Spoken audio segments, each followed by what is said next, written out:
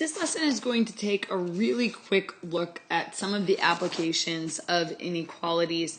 I actually said to one of my classes today that inequalities are more common in real life than equations are. Equations are a little bit easier to work with because the equal sign is a little bit more definite, but a lot of the relationships that we actually model with equations would be better modeled with inequalities. And I'll give you an example.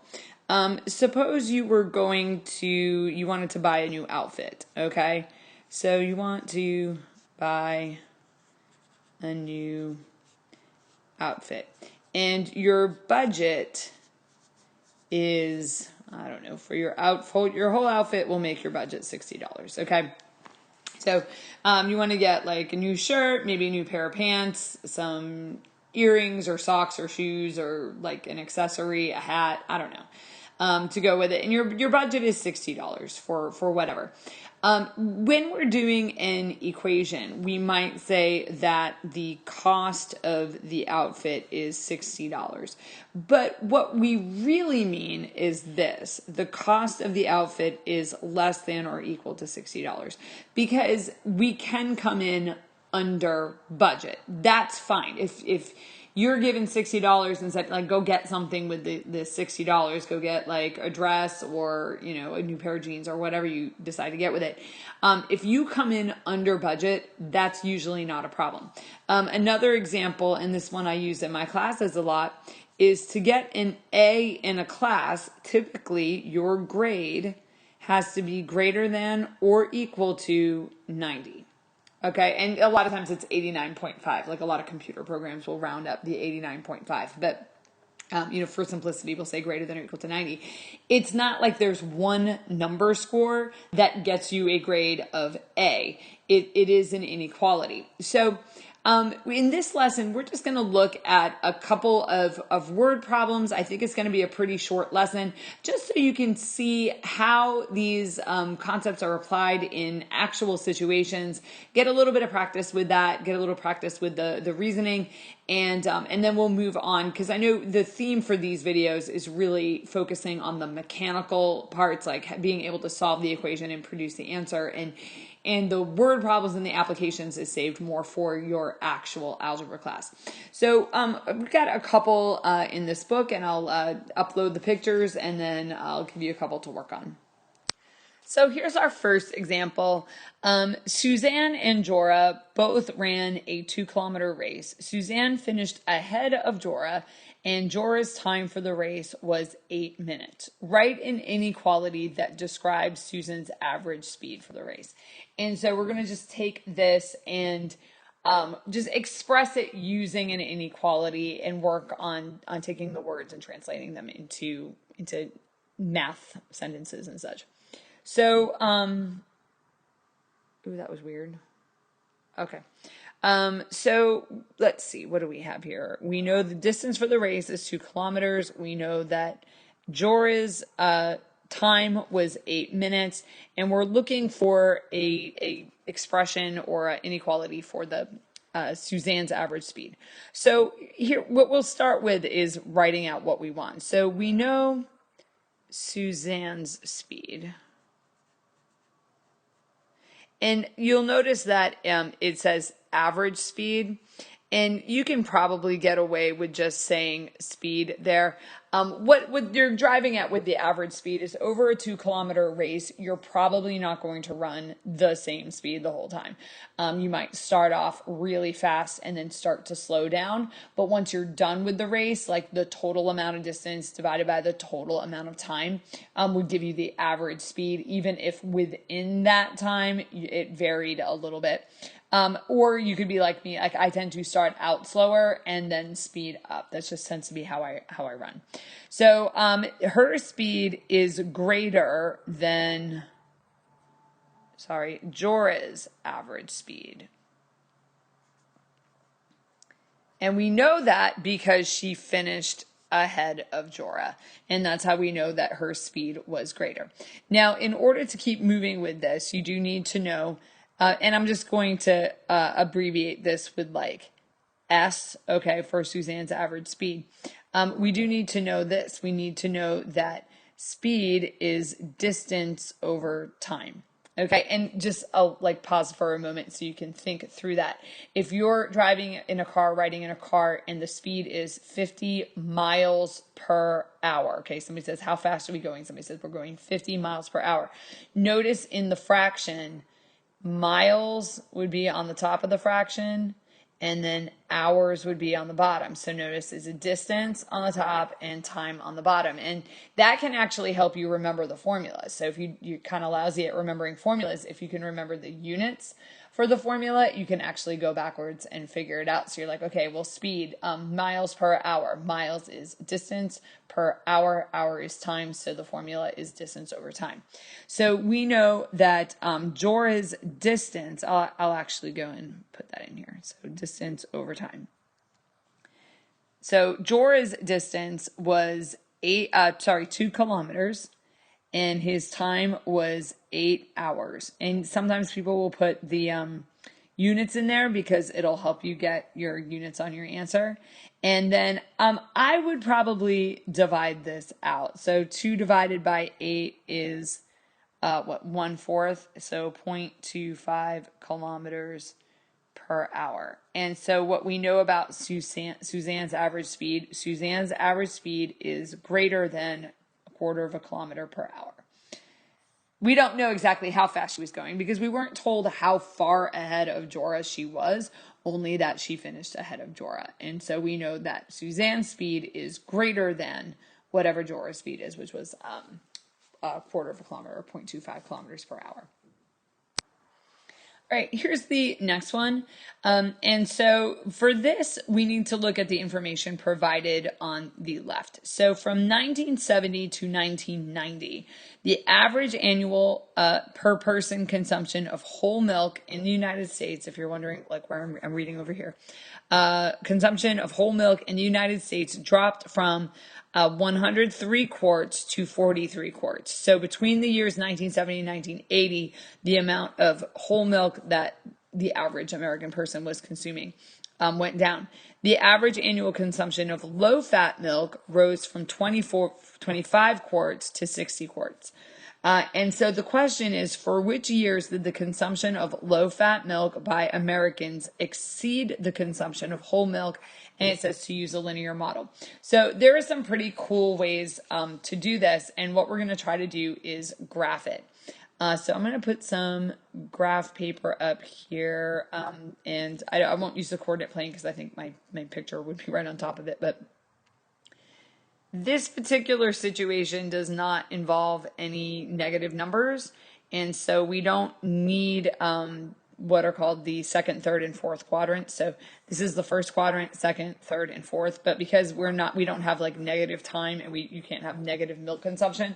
So the only quadrant we really need in this situation is the first quadrant. And I need to scale my x-axis, so that's going to be time, and we're going from 1970 to 1990. So we could do a couple things there. We can say that the year 1970 is the year 0 and then count up from there, or you could actually like label this the year 1970 and pretty much just like sliding your y-axis over. We'll go ahead and label that as year 0. So I'm going to do this. 1970 is the year 0. It's just kind of rebooting your x-axis.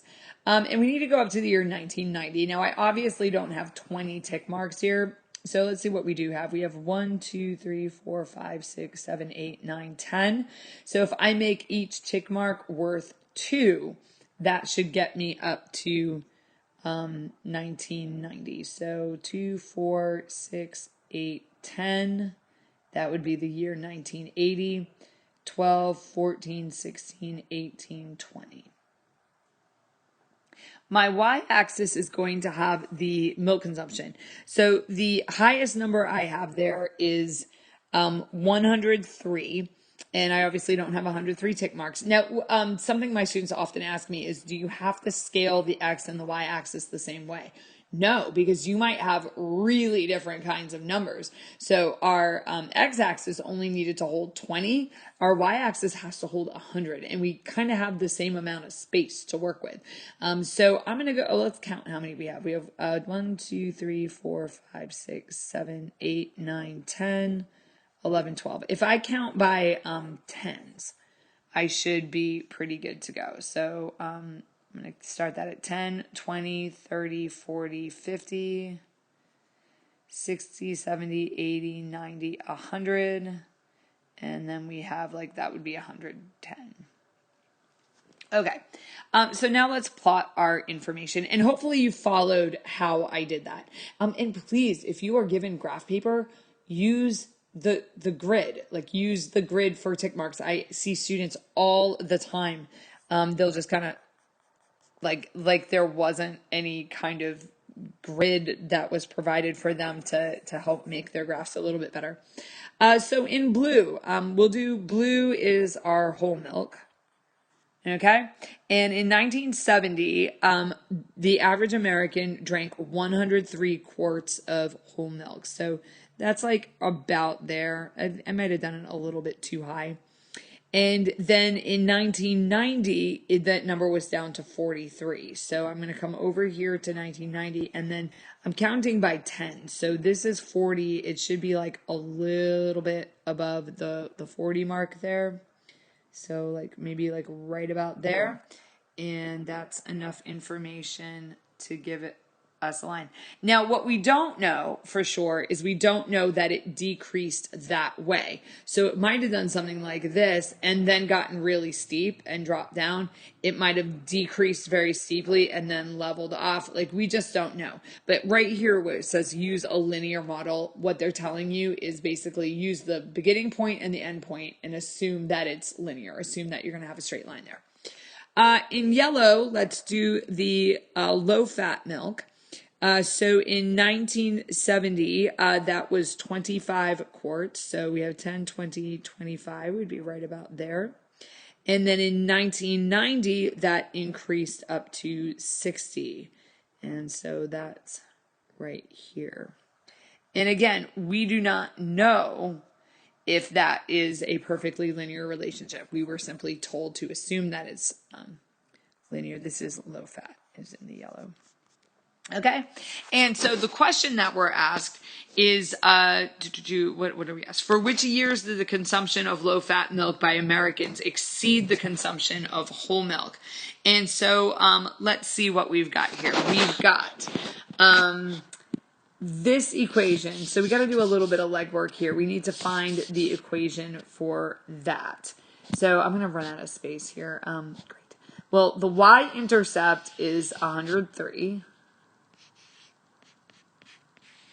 And then we could find the slope by either counting the rise over the run, or we could use the slope formula. I think I'm more comfortable using the slope formula here.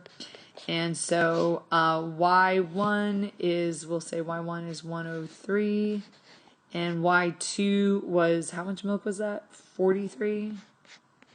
Over y0 or y1, or sorry, x1, which was 0, and x2 was the 20-year mark. So we have 103 minus 43,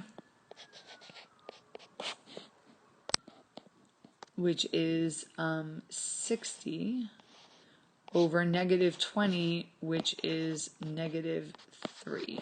So the equation for whole milk is y is equal to negative 3x plus 103. Sound pretty good? Low-fat milk. What do we got going on for low-fat milk? So the y-intercept for the low-fat milk was 25.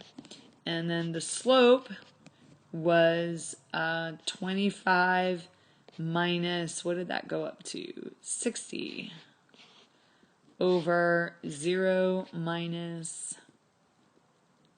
20. And that is negative 35 over negative 20, which like as a decimal is 1.75. So that is y is equal to 1.75x plus 25. Okay, so here's what we need to know. We need to know when, what do we ask again? For which years did the consumption of low-fat milk exceed the consumption of whole milk? Okay, so low-fat milk is our yellow line, and so we want to know when was the consumption of low-fat milk greater than whole milk? Well, it's this chunk down here. Okay, when was the consumption of low-fat milk greater? Because the whole milk was decreasing, the low-fat milk was increasing, and here it's like much less. Here's where they cross over, and then here's where it's greater. So we are going to have this. We want to know when the low-fat milk was greater than the whole milk. And what I'm going to do is just pull these two expressions over here. The low-fat milk was 1.75x plus 25, and the whole milk was negative 3x plus 103. And now we have an equation that we can solve. So I'm going to add 3x to both sides, and that gives us 4.75x plus 25 is greater than 103.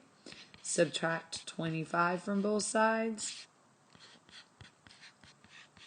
And what is that number? That is 78. And then divide by 4.75. There's no flipping there because it's a positive number. And we get x is greater than 16.4 years. Now, just when is that? Like, when is 16.4 years? And let's just go see if that's reasonable. So 16.4 years, we have 10, 12, 14, 16 would be like right in between here. Doesn't look like it's crossing exactly at that spot, but it's reasonable given that I'm like freehanding the graph here. So that 16.4 looks like a reasonable spot. And let's just make sure that we can interpret that. Remember the year 0 was 1970. I don't know what I'm writing there. So 0 was 1970, and so 16.4, if you add 16 into that, 1986, and then it's like a little bit past 1986, so it would be, if you consider it like the beginning of the year, this would be like part ways, like somewhere in the year 1986. So it should be somewhere during the year 1986 is when that crossed over. So that's all we'll do for the lesson. I'm going to put a couple problems up for you to practice with, just so you get a sense of how this is used, how it's applicable, and why inequalities do relate to things we actually do in real life. Okay, so just two quick problems here. One, walking to school. Walking at 250 feet per minute, it takes you 10 minutes to walk from your home to school. Your uncle's home is closer to school than yours. Write an inequality for the distance your uncle lives from school. And remember, to do that, you do need to remember that distance is equal to rate times time, or that your rate or speed is equal to distance divided by time. Okay, so you probably want that. And the second one is just an amusement park problem. An amusement park charges $5 for admission and 80 cents for each ride. Suppose you go to the park with $13. Write an inequality that represents the possible number of rides you can go on. What is your maximum number of rides? So pause the video, try to work these out, and then unpause the video, and we'll talk about the solutions.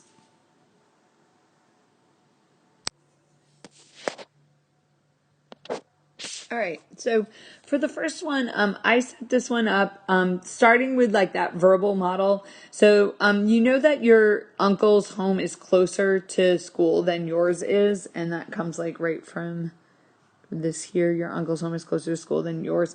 And so the distance for your uncle's house from your school is less than your distance from school. So then I abbreviated this was just so you kept the less than. Your distance from the school, how far you live from the school, is equal to how fast you go times the time. And then I'm going to show you this with the units again because the units work out really nice here. Your rate is 250 feet per minute. Okay, that comes from right there, 250 feet per minute. And notice that it looks like a fraction. So you got like feet in the numerator and minutes in the denominator, times the time, and it takes you 10 minutes to walk that. And notice that you've got minutes here. Now, kind of watch what happens here. 250 times 10 is 2,500. Okay, that's just multiplying by 10. But watch what happens with the units. If you do feet per minute and you multiply that by minutes, okay, you would have feet times minutes in the numerator and just minutes in the denominator, and the minutes would cancel out, leaving you with just the feet. And that's actually a check on your work. This is what's called dimensional analysis. Sometimes it's called unit analysis, where you use the units on the numbers and you can actually you treat the unit like a variable. And you can do the same kind of algebra with it, and you can figure out the units of your answer. And so if you're asked, like in this problem, write an inequality for the distance, right there, for the distance, and your answer is in feet, well, that feet is a distance measurement. And so you know that you've done the problem right and set it up right, because basically we would say the units check out.